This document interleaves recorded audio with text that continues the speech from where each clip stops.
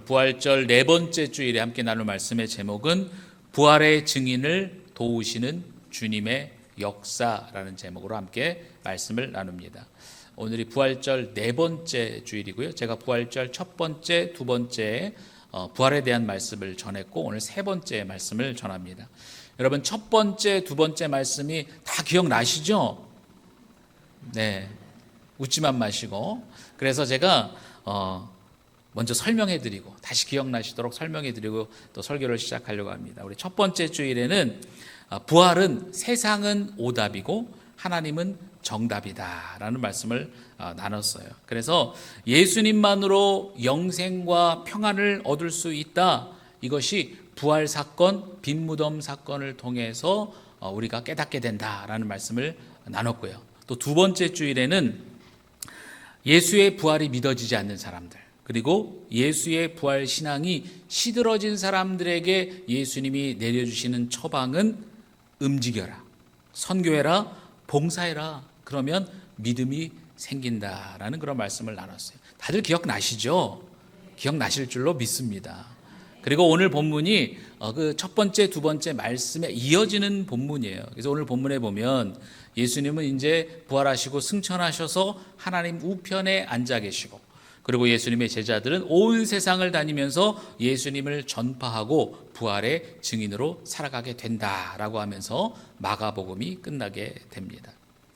요한복음 20장에 보면 부활하신 예수님께서 제자들에게 나타나세요. 그러면서 제자들에게 성령을 받아라 라는 말씀을 전하시죠. 요한복음 20장 21절 22절 말씀을 보면 예수께서 또 이르시되 너희에게 평강이 있을지어다, 아버지께서 나를 보내신 것 같이 나도 너희를 보내노라, 이 말씀을 하시고 그들을 향하여 숨을 내쉬며 이르시되 성령을 받으라 라고 말씀하십니다. 여기에서 예수님께서 성령을 불어넣으신다라고 하는 이때 사용되는 단어가 엠피사오라고 하는 헬라어 동사입니다. 근데 이 단어가 언제도 사용되었었냐? 창세기 2장 7절에 보면 하나님께서 흙으로 사람을 만드시고 그 코에 생기를 불어넣으니 생명이 되었다, 이때도 동일한 단어가 사용되었어요. 그러니까 창세기에서 하나님께서 사람을 창조하실 때 하신 그 일이 부활한 예수님께서 제자들에게도 동일한 일을 행하고 계신다라는 그런 의미가 되겠죠. 창세기에서 하나님께서 인간에게 하는 생명 있는 존재로 인간을 창조하셨듯이 부활은 또 다른 새로운 창조이고 부활은 우리에게 생명을 주는 사건입니다. 그렇기 때문에 이 부활을 믿는 모든 자들에게는 새로운 생명이 주어집니다.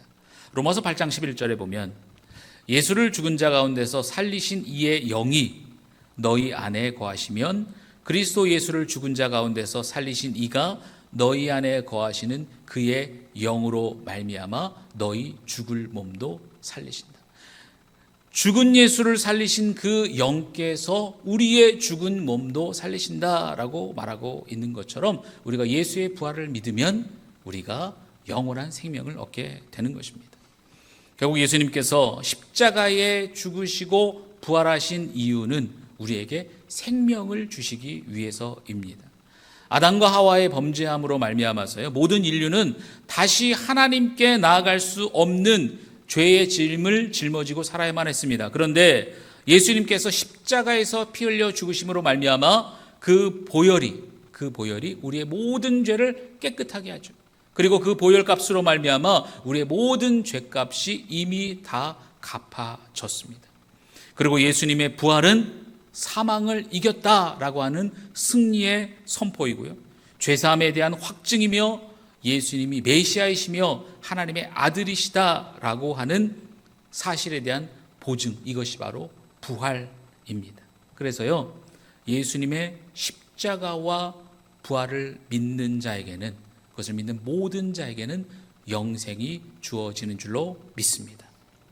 그렇다면 이 놀라운 축복, 이걸 뭐라 그래요? 복음이라 그러잖아요. 기쁜 소식. 예수님의 죽으심과 부활을 믿으면 너희가 죽어서도 살아난다, 영생을 얻게 된다, 이게 바로 복음 아니겠습니까? 이 복음을 예수님의 제자들만 알고 있으면 될까요? 아니죠. 모든 자들이 다 이 세상의 지구상에 사는 모든 열방에 이 복음이 좋은 소식이 전해져야만 합니다. 그래서 복음서 사도행전을 자세히 읽다 보면 예수님이 부활하시고 승천하시기 전에 제자들에게 주셨던 사명이 동일함을 알 수가 있어요. 마태복음 28장 19절 20절에 보면 그러므로 너희는 가서 모든 민족을 제자로 삼아 아버지와 아들과 성령의 이름으로 세례를 베풀고 내가 너희에게 분부한 모든 것을 가르쳐 지키게 하라라고 말씀하셨죠. 또 누가복음 24장 47절 48절에 보면 또 그의 이름으로 죄사함을 받게 하는 회개가 예루살렘에서 시작하여 모든 족속에게 전파될 것이 기록되었으니 너희는 이 모든 일의 증인이다 라고 말씀하십니다. 또 사도행전 1장 8절 말씀을 보면 오직 성령이 너희에게 임하시면 너희가 권능을 받고 예루살렘과 온 유대와 사마리아와 땅끝까지 이르러 내 증인이 되리라. 그러니까 부활하신 예수님은요, 제자들에게 분명하게 너희가 이 부활의 증인으로서 열방을 다니며 세계를 다니며 예수를 전하고 부활을 전하는 자들로 살아가야 된다라고 사명을 분명히 우리에게 주셨단 말입니다. 여러분, 그렇다면요, 지금 우리가 살아가고 있는 우리도 바울처럼 초대교회 제자들처럼 생계 다 내팽개치고 내일부터 저기 비행기 타고 해외 나가가지고 오지에 가서 예수님 전하고 복음 전하며 전도자로 살아야 할까요? 말까요? 살아야 돼요? 말아야 돼요? 잘 모르겠어요. 그렇게 부름받은 사람들도 있어요. 그래서 지금도 교회는 선교사를 파송하고 선교사를 후원하고 그곳에 교회를 세우는 사역들을 하고 있습니다. 여러분, 그렇다면 일상을 살아가는 우리, 내일로 이제 교회를 나가면 일상으로 돌아가잖아요.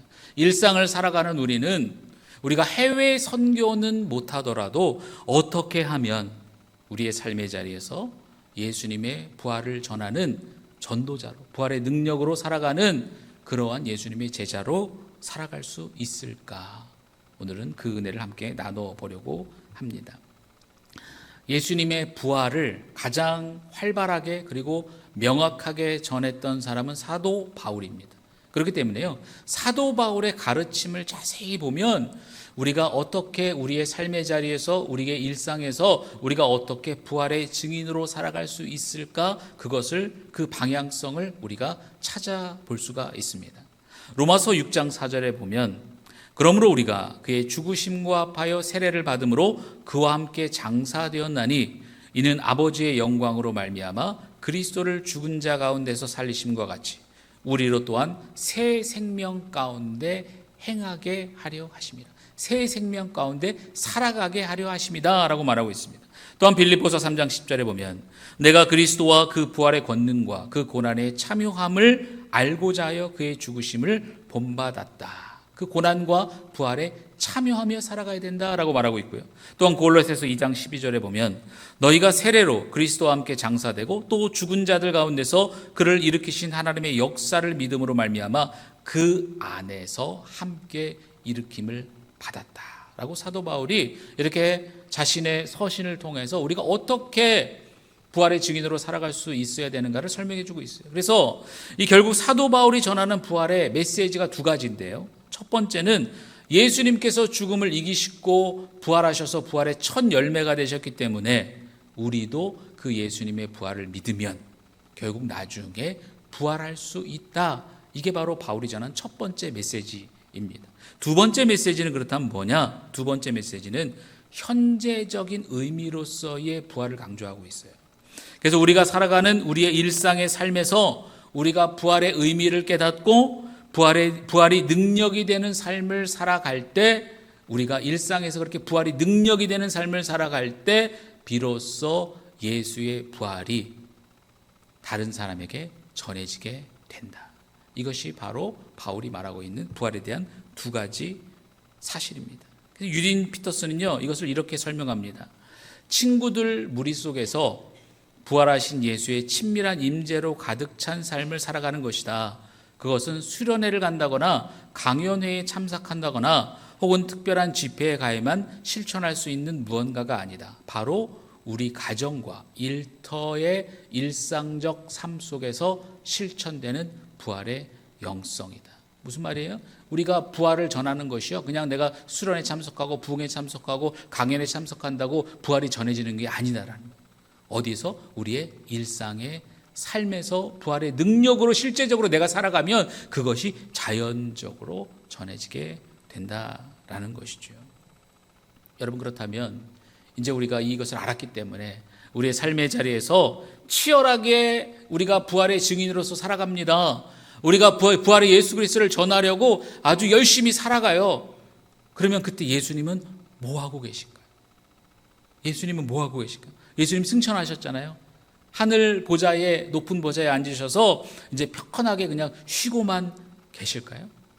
예수님 그냥 편하게 쉬고 계실까? 다 끝났으니까. 오늘 성경 20절에 보면 어떤 구절이 있습니까? 주께서 함께 역사하사라는 문장이 있습니다. 주께서 함께 역사하사. 뭡니까? 예수님 쉬고만 계시는 게 아니라 지금도 우리와 함께 역사하고 계신다라는 그런 의미입니다. 여러분, 어린 자녀가 이제 유치원을 다니고 어린이집을 다닙니다.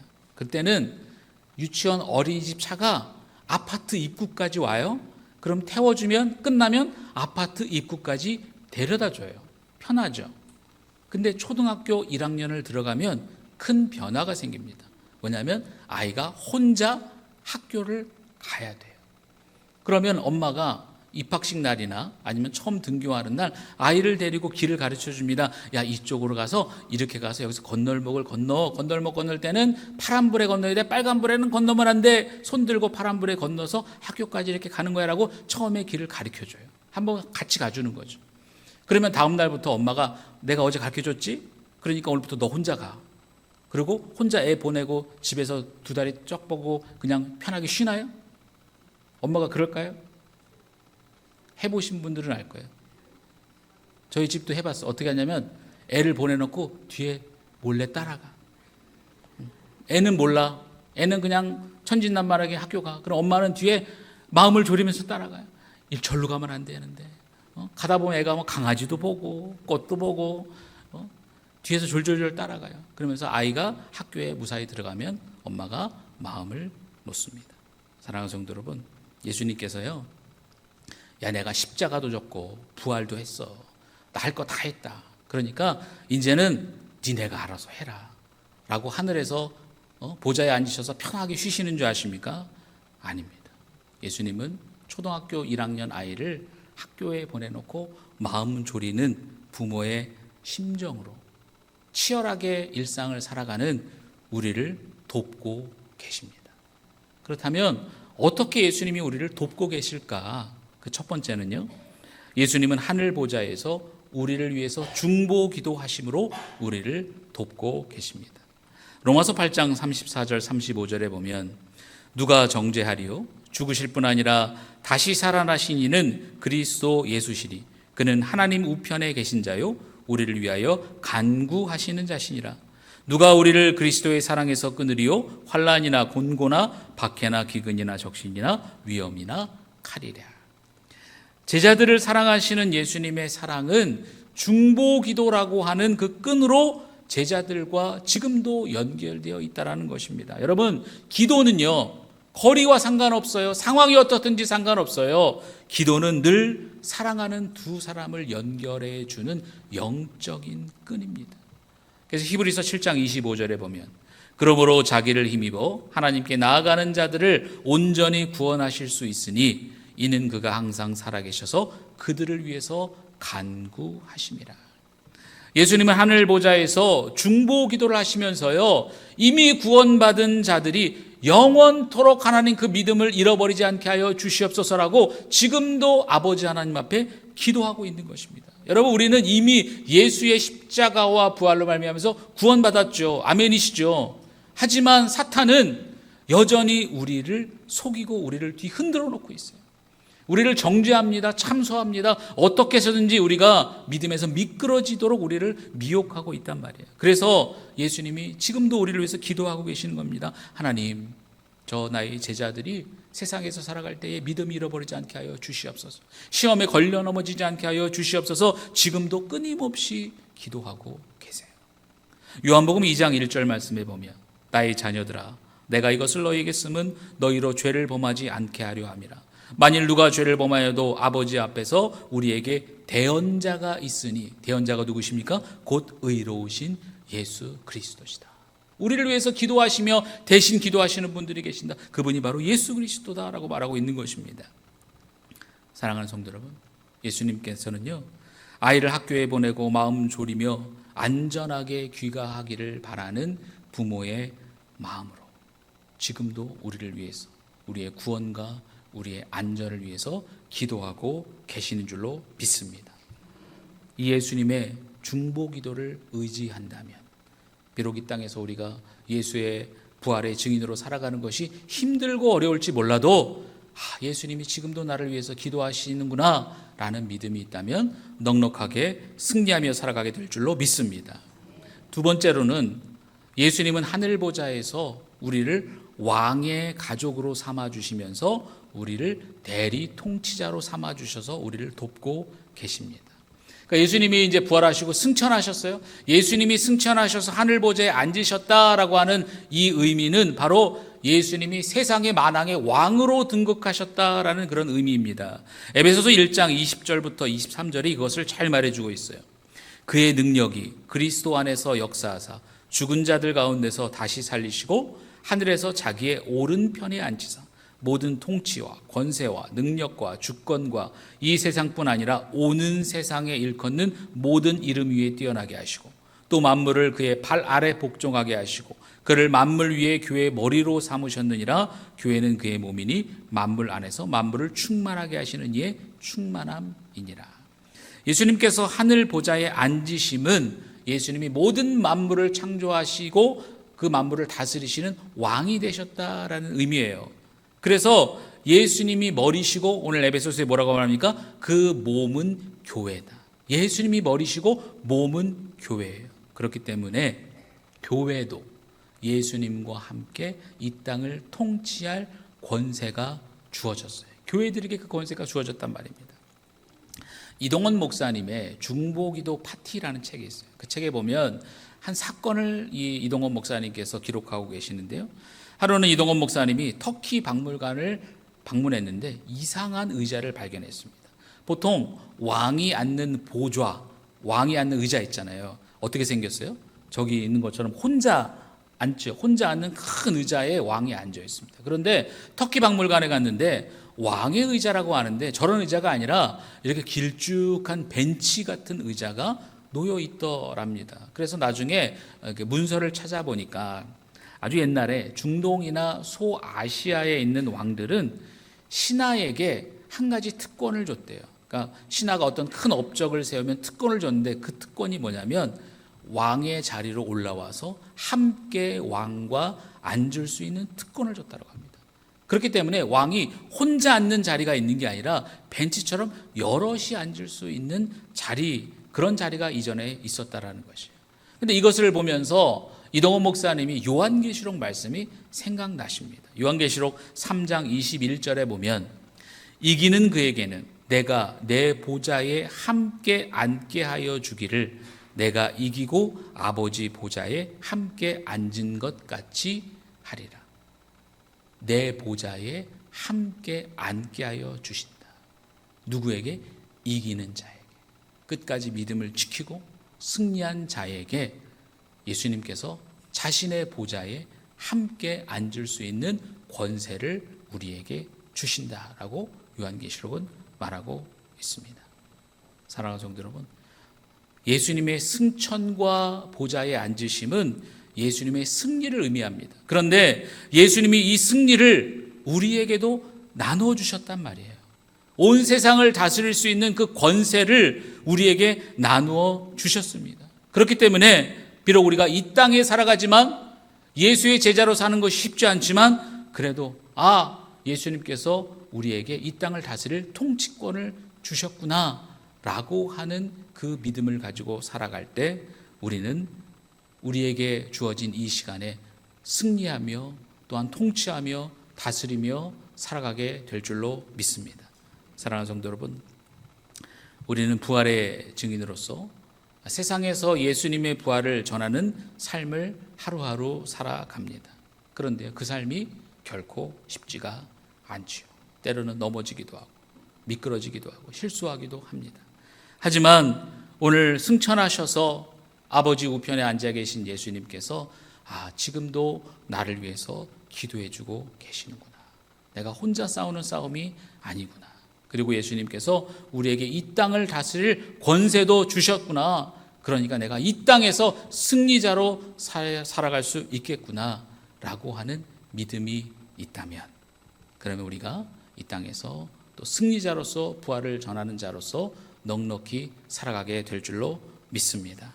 오늘 우리에게 지금도 우리를 위해서 기도하고 계시고 우리에게 권세를 주신 그 예수님의 능력으로 아버지, 이번 한 주도 우리가 부활의 증인으로서 부활을 전하며 살아가겠습니다. 그렇게 다짐하며 이번 한 주도 승리하며 살아가는 우리 모든 성도님들의 삶이 되시기를 주님의 이름으로 축복합니다. 아멘.